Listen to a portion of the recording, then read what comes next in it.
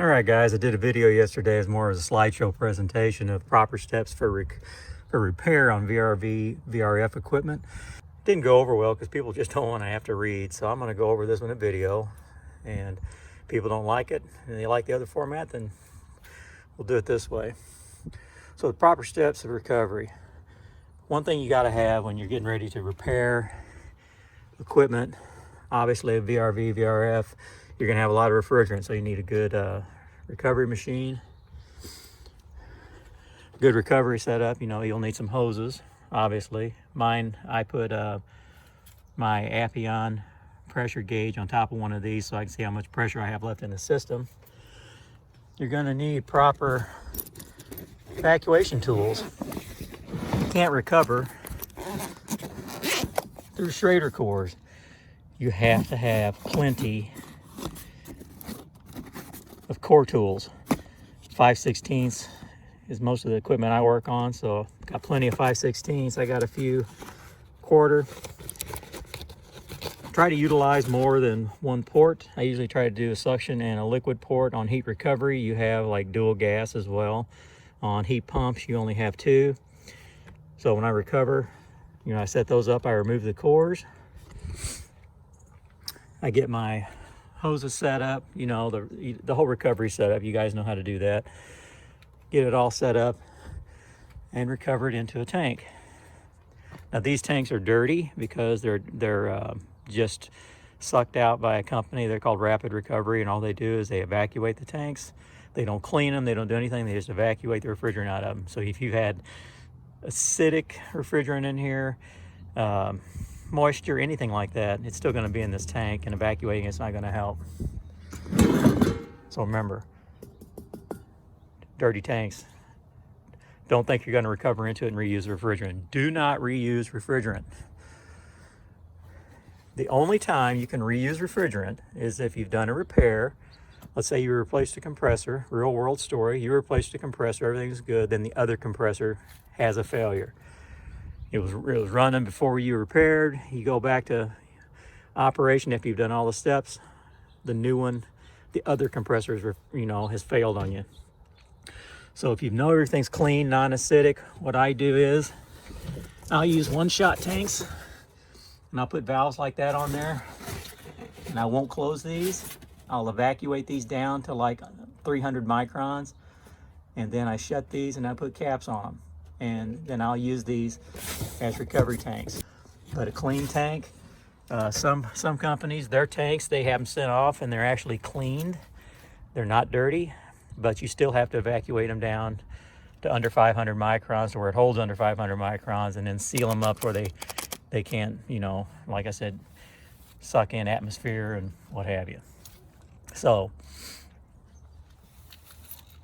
can you isolate the module and pump it into the line set and the other module if you have, let's say, more than one module, and do your repair, and then you know, evacuate that module? And once it's evacuated, can you go ahead and just, you know, release the charges in the system? Is that good? No.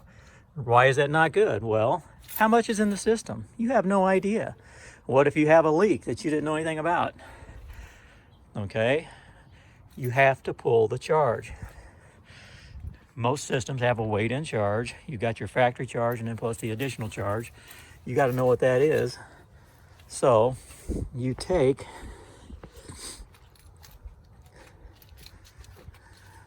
your scale, you weigh how much you pull out. Daikin has, some of their units have accumulators, receivers, regulators. They love to hold refrigerant. Their compressors love to hold refrigerant.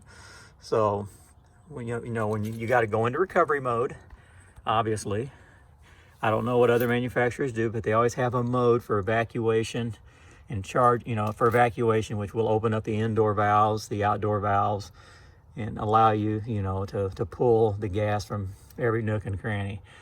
So you have to recover the charge. You've got to be, let's say you got a 100-pound charge and you pull out 70. You got 30 pounds gone. All right. Now, if you're under 10%, sometimes if you don't heat up a regulator good, pulled out, let's say you pull out 93 pounds out of 100. more than likely you're fine, because sometimes you may not have gotten all the gas out of some, somewhere that's trapped, maybe in the bottom of the compressors. Less than 10% fudge factor, sometimes, that can be deemed okay. But having said that, you're over 10%. It's like, okay, where did the gas go? Exactly. You've weighed it out, and you don't have all the gas that the system had when you pulled it in, when it was put in. So now you're looking for a leak. When you do push it in, the line said do your repair and then go about your business, you don't know if you've had a leak. If you had a leak, what's going to happen is you're going to get poor oil return. When you get poor oil return because you have reduced capacity, you're going to lose compressors. You're going to start getting L8s. That's what a Daikin is, overcurrent. Your bearings are going to go bad. And when your bearings go bad, they start shaking, and then all of a sudden you get an overcurrent fault. So do not, do the isolate and repair method. Bad idea. Pull the charge all the time, see what you got, and then if you're good, get rid of the refrigerant. Don't reuse it. Go ahead and put in virgin refrigerant. Do your repair. When you're doing your repair with your torches, always flow nitrogen. Flow nitrogen, there's so many flow tools.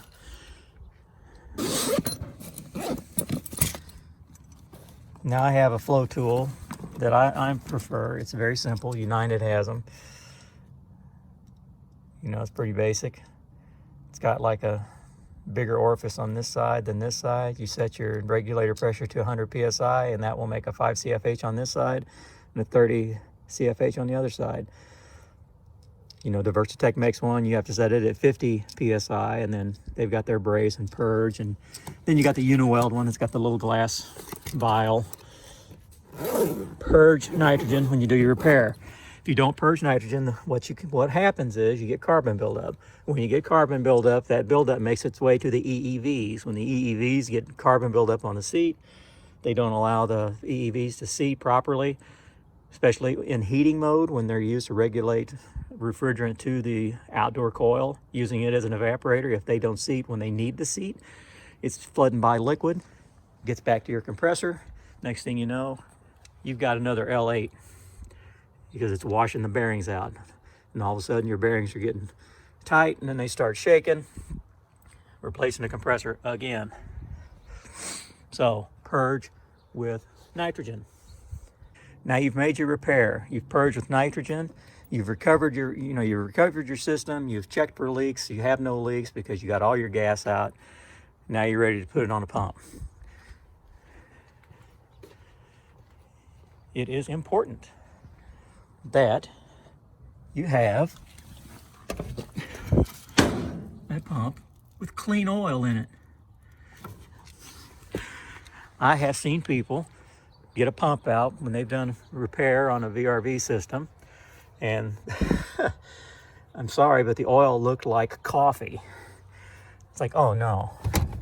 I always keep spare oil on my truck. I just reuse.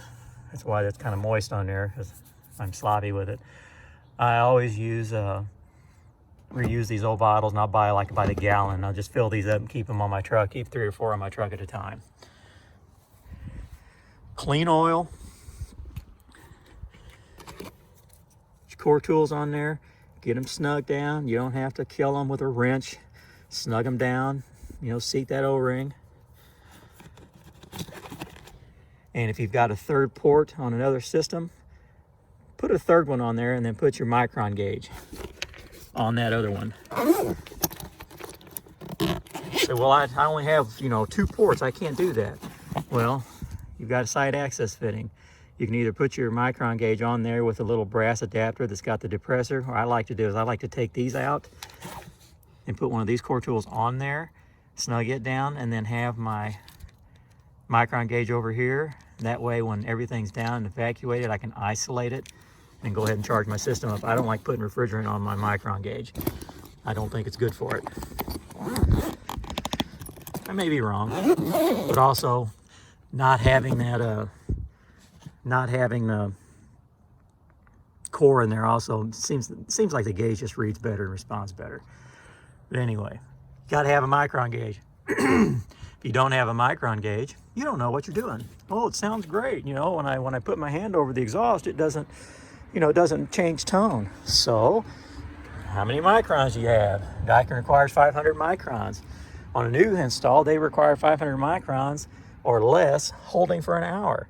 On a repair, you know, if you go by the 500 micron rule, well, then you're going to need probably an overnight pump down. Usually when I get an overnight pump down, I come back, it's around 250 to 350 microns, and it'll hold under 500.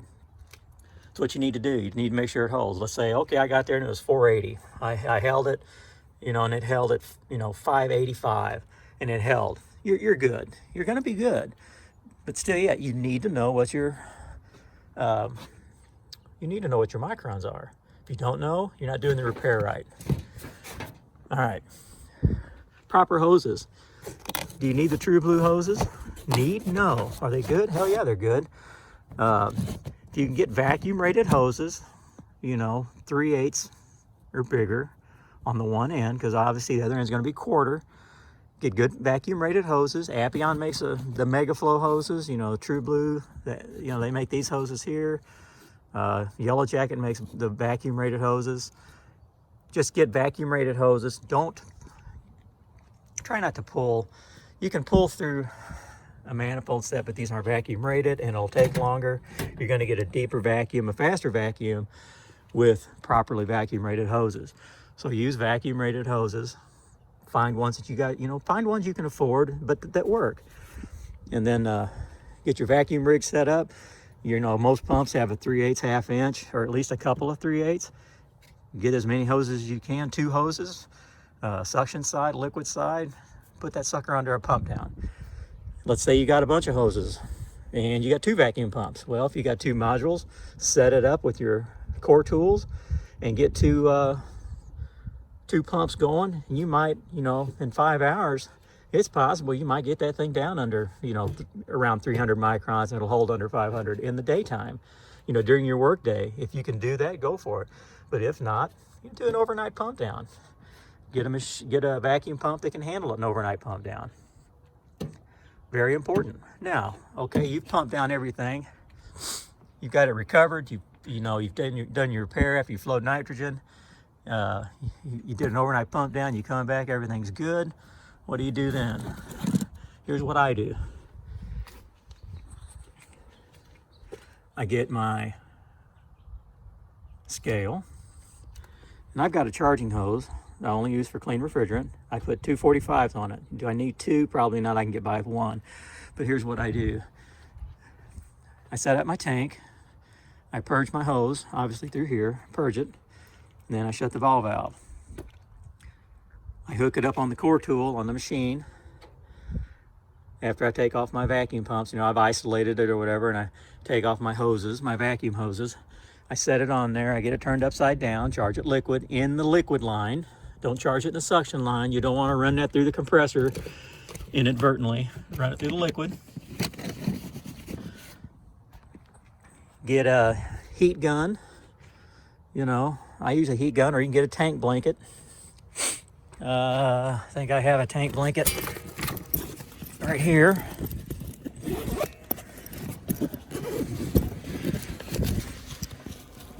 You know, get a tank blanket.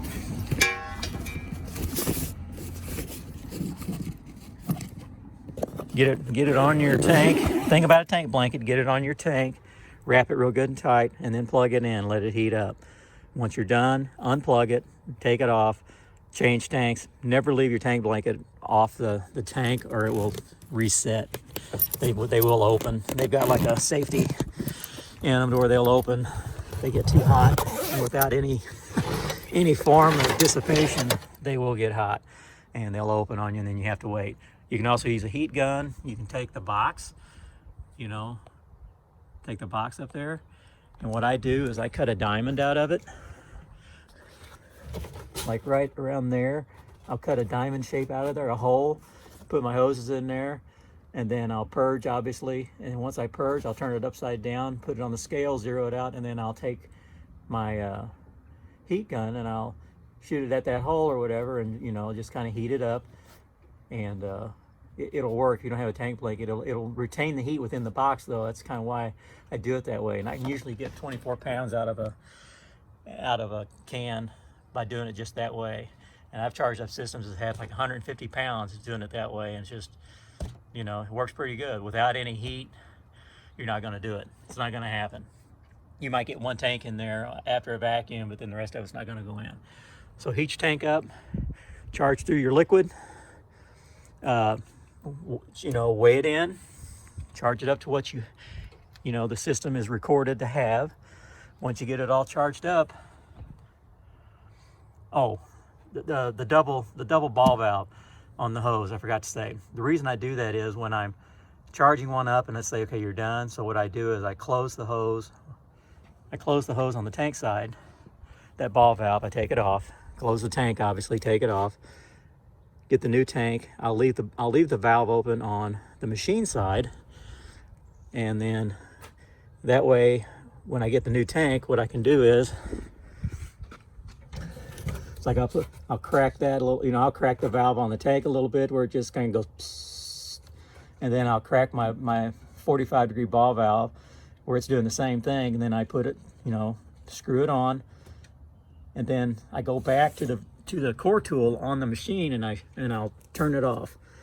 And then I'll go ahead and open that all the way. I'll open this ball valve all the way. I'll flip the tank, zero it out, and then I go back to the machine and, you know, I open it up and then I heat the tank up and then put the refrigerant in.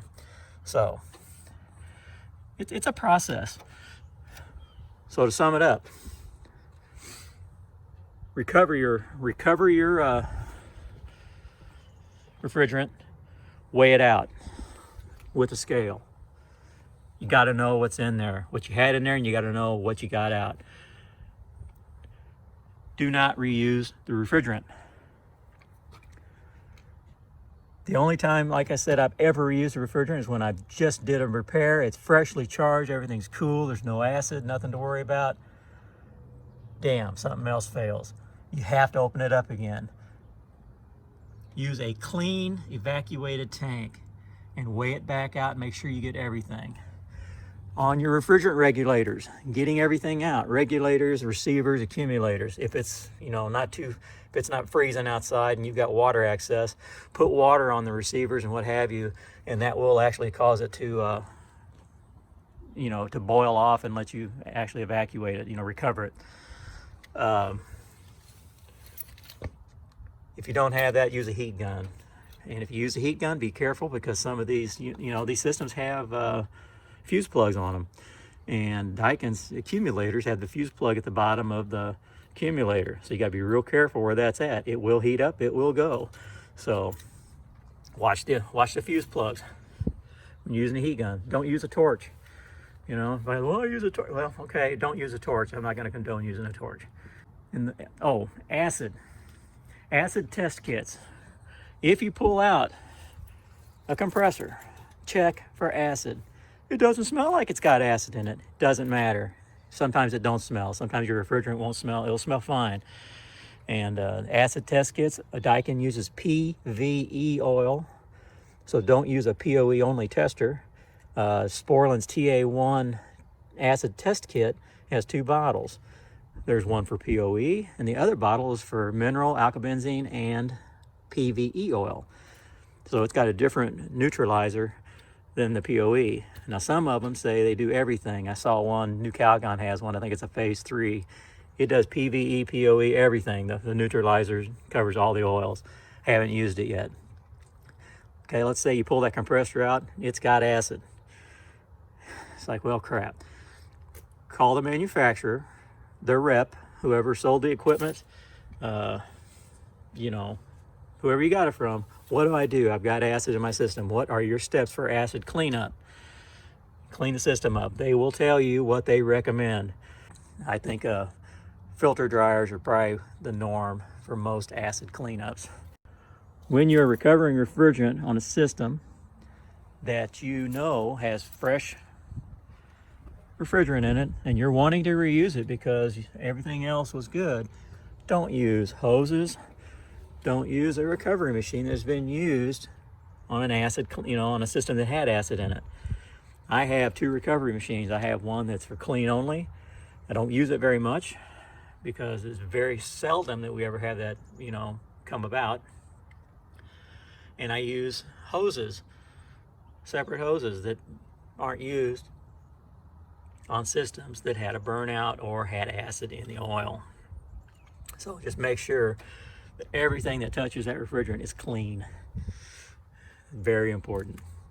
Now, the only reason I made this video is because, every guys that practice this stuff all the day, there's guys that know the ins and outs and have good safe practices and everything. But there's some people who just don't know because they haven't been taught, or they haven't heard, or they think it's, somebody tells them it's BS because, I've been doing it for years the way I've been doing it. Well, this is the way you got to do it. I mean, this stuff isn't going away. It's going to be more and more prevalent as time goes on. A lot of people, some people don't like, VRV equipment. They talk down about it because they don't understand it. And, I'm here to tell you there's proper repair procedures is one step to understanding, or the proper way to do things is starting to understand the equipment. The other is proper training. You got to get proper training from manufacturer representative approved training. And if you haven't gotten trained, you need to. If your boss won't send you to get trained, then bluntly tell him, well, don't expect us to understand this equipment, because there's a lot to understand. So guys, I know it's a lot in the video. This is why I did a slideshow video the first time, because I kind of ramble on sometimes. But I'm gonna get this put together, and I hope it is somewhat helpful. And thanks for watching.